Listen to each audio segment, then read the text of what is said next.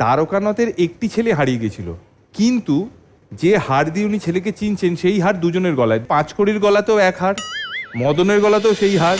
আচ্ছা হ্যাঁ বল, কি বলবি তুই বল তো। আমাদের সিরিয়াল একটু সিরিয়াল আরো এগিয়ে গেছে, যত গ্র্যান্ড ফিনালে এগিয়ে আসছে ওরা গানের সাথে সাথে সিরিয়ালে বেশি মন দিচ্ছে। আমি একটু সায়ন্তনীর দিকে বলবো একটু শুরু করতে। আপনাদের মনে করি যে কুসুম হলো আমাদের প্রমি, যাকে ওরা কুচুটে বলে, কিন্তু কুচুটেপনা এখনো সে কিছু দেখায়নি। মানে যে ননদের এখনো বিয়ে হয়নি বলে বড় বৌমার খুব চিন্তার, আর এই বড় বৌমা এখন বলছেন পদ্মাবতী, আর আমার সঙ্গে মঞ্চে দাঁড়িয়ে আছেন মেজ বৌমা কনকলতা। কুসুমের জন্য পদ্মাবতী পাত্র দেখেছিলেন 5 কোটি, মানে হচ্ছে আয়ুষ।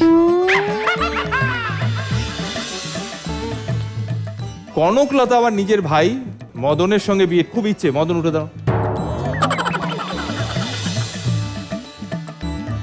এইরকম সময় এই সংসারে ফেরত এসছেন সংসারের কর্তা দ্বারকানাথ, আর পুরো ব্যাপারটা একেবারেই নীরব, কিছুই কি যে তিনি করছেন কিছুই বোঝা যাচ্ছে না। সে হচ্ছে কনকলতার পর মানে বাড়ির মেজ ছেলে কালীচরণ। এবার পদ্মাবতী বলো কি হয়েছে। তো এবার বাবা ঠিক করেছেন যে ওকে দেখতে যাবে 5 কোটিকে। হ্যাঁ, দেখতে গিয়ে আমরা জানতাম যে দারোগা আমাদের বাবা অন্য অনেক দিন পর ফিরে এসেছে, বাবার এক অলরেডি বিয়ে ছিল সেকেন্ড। হঠাৎ করে 5 কোটি যখন এসছে বাবার সামনে, 5 কোটির গলায় একটা লকেট দেখতে পেয়েছে বাবা। আচ্ছা, তাতে পুরনো কিছু স্মৃতি মনে পড়ে গেছে। হ্যাঁ বাবা, আপনি একটু বলবেন সেটা কেন? সেই লকেটটা দেখে আমার হঠাৎ মনে পড়লো আমার আগের সংসারের একটা ছোট ছেলে ছিল, যাকে নিয়ে আমি কুম্ভ মেলায় গিয়েছিলাম। সেই মেলাতে গিয়ে আমার ছেলেটা হারিয়ে যায়। কেলেঙ্কারি করেছে। এরকম অরিজিনাল স্ক্রিপ্ট খুব কম শুনেছি আমি। তো যখন আমি 5 কোটির গলাতে সেই লকেটটা দেখতে পাই, তখন আমার মনে একটা সন্দেহ জাগলো যে ও তো আমার ছেলেই হতে পারে। যে লকেটটা চেনা চেনা লাগছে। হ্যাঁ একদম। ভাই বোন হয়ে যাবে তোরা। হ্যাঁ, তো ভাইয়ের সাথে তো বোনের তো বিয়ে হতে পারে না। তো আমার সাথে 5 কোটির বিয়ে ক্যান্সেল হয়ে যায়, তখন কনকলতা বৌদি খুব খুশি হয়ে গেছে, তাহলে নিশ্চয়ই আমার সাথে মদনের বিয়েটা মানে একদম ফাইনাল। কিন্তু এটা পদ্মাবতী বৌদি একদম মেনে নিতে পারছে না। তো পদ্মাবতী বৌদি কি করেছে, ওরকম একটা সেম লকেট কিনে মদন যখন ঘুমিয়েছিল ওর গলাতেও মদনের পরিয়ে গলায় পরিয়ে দিয়েছে।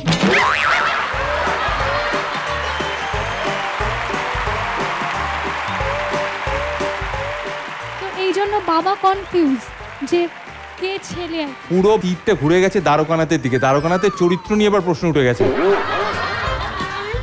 না, আসলে আমিও ওদেরকে চাপের মুখে পড়ে জানিয়ে দিয়েছি যে মদন অ্যাকচুয়ালি আমার নিজের ভাই নয়। ওকে পেয়েছিলি কোথাও কুড়িয়ে। এবার ওর জন্ম পরিচয় নিয়েও একটু সংশয় আছে সকলের। এবারে সব থেকে বড় প্রশ্ন এটা, যে আমারও তো একটা চিন্তা, মানে যেহেতু কাজবাজ আমি করি না, সম্পত্তি ভাগ হয়ে যাবে তো এবার। তবে যাই হোক, আমি যতদিন জীবিত আছি এই সম্পত্তি কেউ আর পাবে না, সেটা মাথায় রেখে। এখন আমরা মুখার্জি সংসারের একটা অদ্ভুত ক্রাইসিসের মধ্যে দাঁড়িয়ে আছি। দ্বারকানাথের একটি ছেলে হারিয়ে গেছিল, কিন্তু যে হার দিয়ে উনি ছেলেকে চিনছেন সেই হার দুজনের গলায়। 5 কোটির গলাতেও এক হার, মদনের গলাতেও সেই হার। তাহলে আসল ছেলেটি কে, আর কি হবে কালীচরণের? কালীচরণ এত ভাইয়ের মধ্যে পুরো খাবি খাচ্ছে, আর দ্বারকানাথের আর কি কি রহস্য লুকিয়ে আছে বাবারে।